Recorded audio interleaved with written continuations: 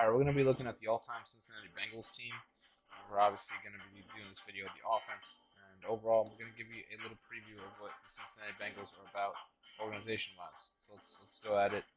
First of all, they were established on May 23rd, 1967, pretty much 50 years ago. Their first season was 1968. They play and are also headquartered in Paul Brown Stadium in Cincinnati, Ohio. They were in the American Football League from 1968 to 1969 and was in the AFL West Division from 1968 to 1969. They moved to the National Football League from 1970 to now, and they have been in the AFC since 1970. They were in the AFC Central from 1970 to 2001, and then moved to the AFC North in 2002 till now. So, pretty great. Their colors are black, orange, and white. The fight song is the Bengals Growl. Their mascot is Houday. The owner is Mike Brown, and the head coach is Marvin Lewis.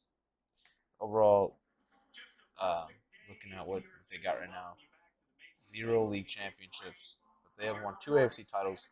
One in 1981, one in 1988. Didn't go, like I said, they went to the Super Bowl. They lost to the 49ers.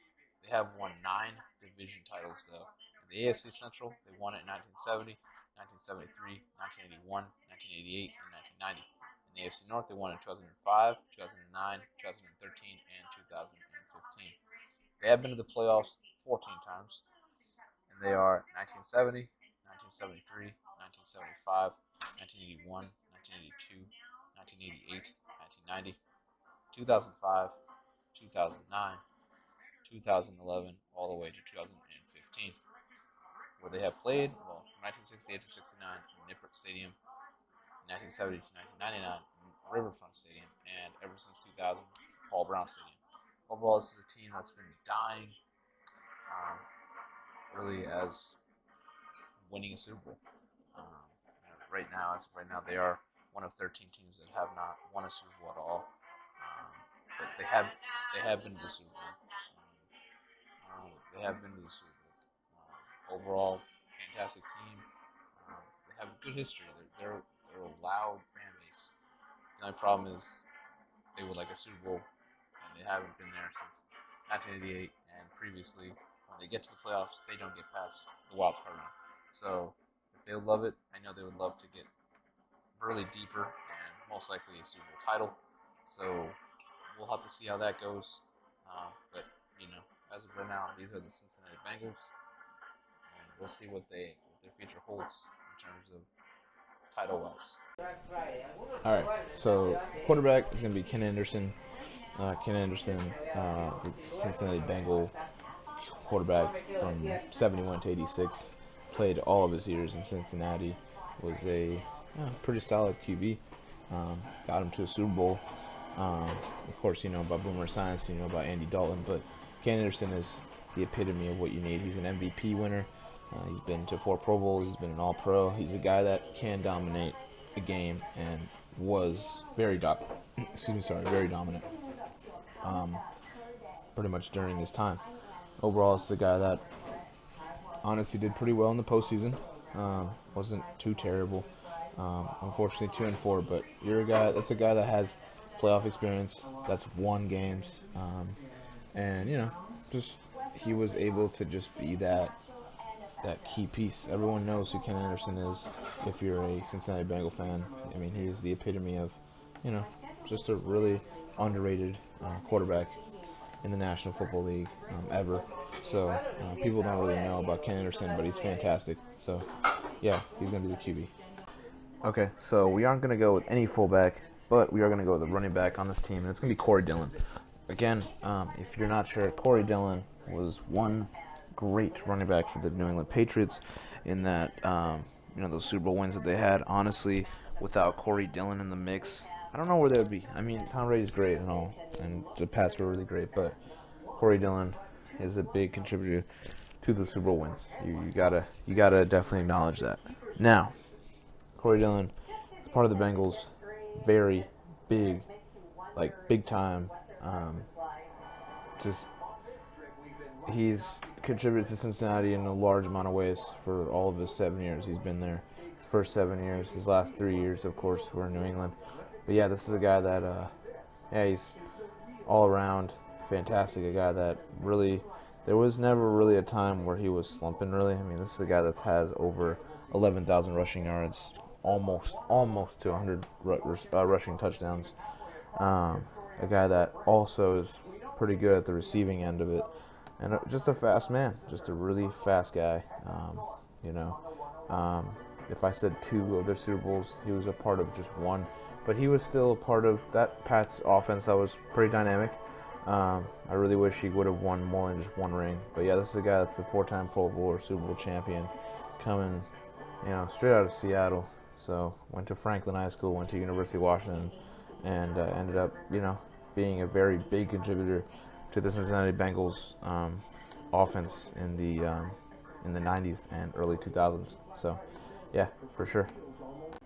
All right, the first receiver, we're going to have Chad Johnson. Chad Johnson, as much as a diva as he was, as much as a lot of attention he did bring with just him pretty much declaring a lot of stuff in terms of even changing his name to Chad Ochocinco. This is a guy that is a future Hall of Famer, in my honest opinion. I really do believe what he's done for the game has been fantastic. You know, he's done it at a high level for a while now. I mean, this is a guy that had around, over 750 plus receptions and over 11,000 receiving yards, over 60 receiving touchdowns. You know, fast man. When in his prime, he was virtually like unstoppable, unguardable. Just overall fantastic player, and like I said, just a showman. He was a big showman for sure. You know, some people do not, you know, want to see that. Some people might, you know, just, he might not seem like, for people, they might hate him, but you have to respect his game, what he's done for him. 6-time Pro Bowl or 2-time All-Pro. He's a guy that actually, at one point, it was almost as if you give him the ball, he's gonna end up making great things out of it. Not just doing that, he was going to burn you, and he was going to make you pay, and he was going to talk trash, but he can back it up, is what I mean. So whether you love him or hate him, he still can play the game of football very, very well. And I think having him on this team is just, we're definitely going to see a diva-ish in him. We'll see how Ken Anderson, you know, kind of plays on that. We'll see how Corey Dillon and all these guys mesh. They're all very generational gap. You can see is, you know, it's something else. But honestly, though, yeah, Chad Johnson, I think he'll be fantastic on this team. Of course, he has earned the right of being a wideout all time on the Bengals team. Okay, the other receiver is going to be A.J. Green. Having Chad Johnson and then A.J. Green on there. I mean, A.J. Green is a 6-time Pro Bowler, a guy that's nothing to mess with, honestly. I mean, honestly, what he's been able to do overall in his career thus far is amazing. I mean, you know, as of right now, he's definitely he's on pace to improve his numbers from last year. So we'll see on that. But yeah, this is a guy that can literally dominate, and he's a freak of nature, tall guy. And yeah, honestly, he is one of those guys that's an impact player that's been mentioned in cases with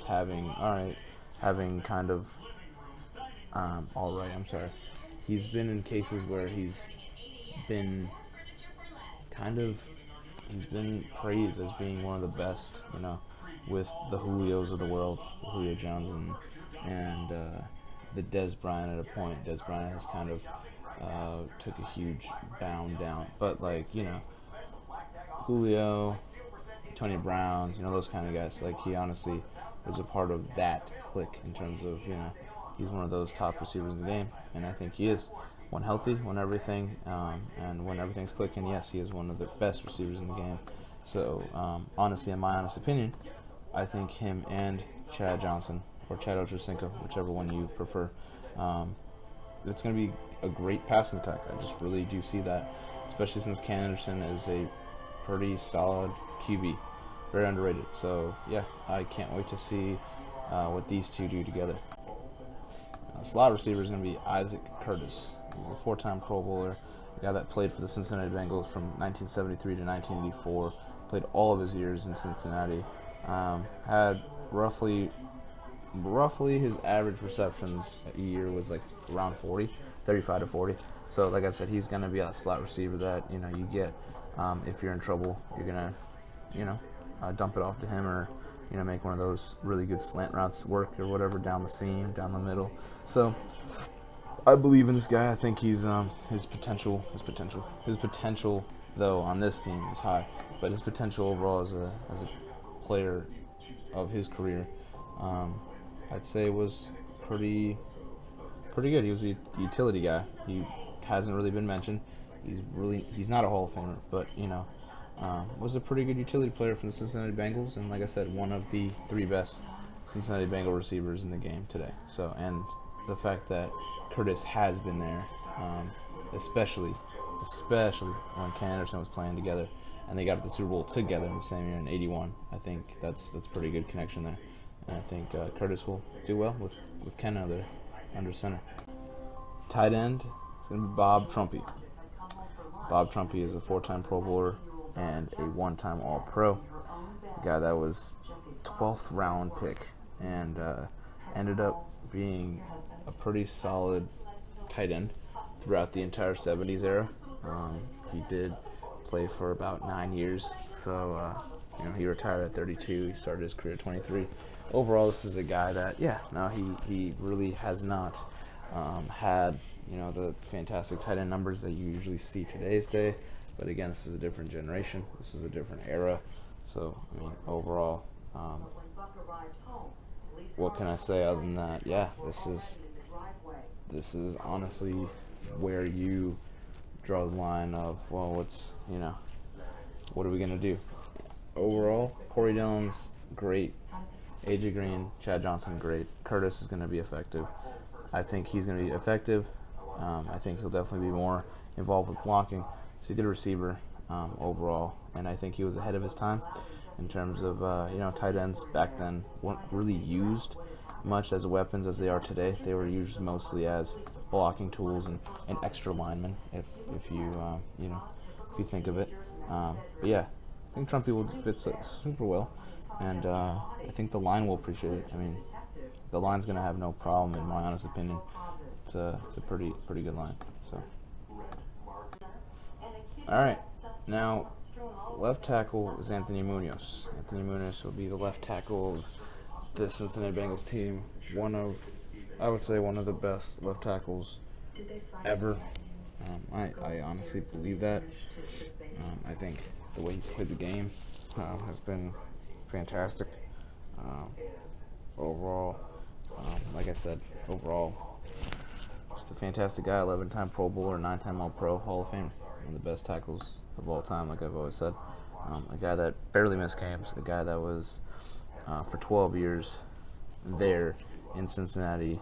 Was a big, honestly, a big reason why the running game and the whole offense was able to be so productive and got the Cincinnati Bengals to 2 Super Bowls. He was a part of those 2. He's a leader, and he's going to get it done in terms of just making sure he gets, and he protects the QB as well as sets kind of holes for running backs to get in. And with Corey Dillon's speed, I think Anthony Munoz, it'll be very fun to see him open up holes, as well as just making sure that no one gets by him to try to sack Ken Anderson. Left guard, Andrew Whitworth. Andrew Whitworth, a very gigantic man that's, played guard, played tackle, but overall just fantastic. He's been overlooked, I would say. He has been making a big impact, though, as a part of the Rams, being a left tackle right now. He's an anchor guy, honestly. Having Munoz and Whitworth in the same line, in the same side, is very scary, and you're not going to get past those guys. Whitworth, just like I said, an agile guard, and of course could be used as a tackle. 3-time Pro Bowler and a 1-time All-Pro. Just overall, just fantastic, underrated guard, and I believe that he'll probably make it into the Hall of Fame as one of those senior members. but I do believe that he deserves to be having a chance of that. I mean, he's honestly, I don't know. I believe that he's underrated and he's gonna do great things, especially having Munoz as his mentor over there. Now, center is gonna be Bob Johnson.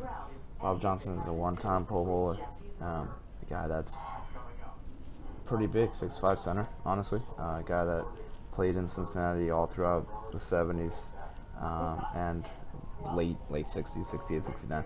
Just overall, just like I said, he's going to be one of those guys that protects Ken Anderson. Another guy that's going to be vocal with Ken Anderson. And yeah, just overall, he's a big guy. He's a he's a big center. So I do believe that he's going to have some pretty good impact in that line. Right guard, Max Montoya. Max Montoya is a 4-time Pro Bowler, a guy that was a part of 2 Super Bowl bound Cincinnati Bengal teams that lost in the Super Bowl, of course. But, I was able to be with the Cincinnati Bengals from 79 to 89, and then shifted from 90 to 94 as an Oakland Raider, retired after that. But I mean, this is a guy that he was an anchor just with Munoz, and a guy that was reliable. And honestly, I wouldn't have it any other way. I think Montoya is gonna do his job. He's tough. He's big. I definitely see him, Munoz, Bob Johnson, Whitworth. That's a pretty good line thus far. So I mean, nothing to mess with. Now, right tackle, it's gonna be Willie Anderson. For Willie Anderson, 4-time Pro Bowler and a 3-time All-Pro, a big man that's reliable. Played pretty much his entire career with Cincinnati. Just 1 year with Baltimore, and that was in 2008. Willie Anderson is a fantastic player. That's, like I said, very reliable. I think him and Munoz together, they're very, very valuable to this line. Their entire line is scary. Their entire line is big, and I expect a lot of great running performances from Corey Dillon, but as well as some pretty nice protection and a lot of defensive and defensive tackle lineman battles. It's going to be pretty fun to watch that. Yeah.